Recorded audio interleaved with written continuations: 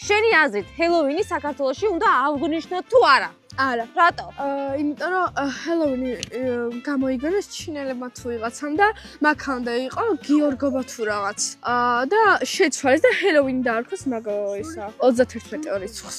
და არ უნდა აღვნიშნოთ ყველა ღირსებას. კაი, ახლა შენ ქექე, შენი აზრით, ჰელოვინი საქართველოში უნდა აღვნიშნოთ თუ არა? მაგალითად, ჩემს ძველ სკოლაში ორჯერ აღვნიშნეთ, იმიტომ რომ თვითონ სკოლა მოაწყო ფართი და ვისაც როგორ უნდა, მაგრამ იძახიან არა ქრისტიანულიაო და ზოგს მოწონს. და შენ რას ფიქრობ? მე თვითონ გრიმებს რო იკეთებენ, მომწონს, მაგრამ აღნიშნეთ არა მგონია, არ მომწონს რო აღნიშნავ ხოლმე. აი, რატო არ მოგწონს რომ აღნიშნავენ? იძახიან რომ ეშმაკის არის. და ჩვენ ქრისტიანები ვართ და არ შეგვიძლია. კაი, ახლა შენ ქექე, კომენტარებში დაწერეთ, უნდა აღვნიშნოთ თუ არა საქართველოში ჰელოვინი. შენი აზრით, ჰელოვინი საქართველოში უნდა აღვნიშნოთ თუ არა? არა. რატო? იმიტომ რომ ქრისტიანები ვართ და ჰელოვინი, ანუ ეშმაკის მოგონილისავით არა. ახლა შენ ქექე, შენი აზრით, ჰელოვინი უნდა აღვნიშნოთ თუ არა საქართველოში? არა. რატო?